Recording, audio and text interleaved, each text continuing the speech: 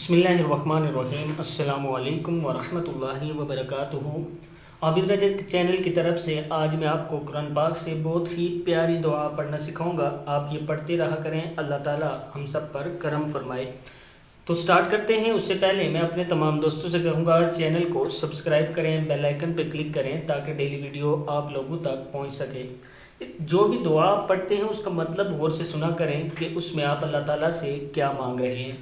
تو سٹارٹ کرتے ہیں۔ بسم اللہ الرحمن الرحیم۔ رب ابنی لی، رب ابنی لی عندک بیتا فی الجنہ۔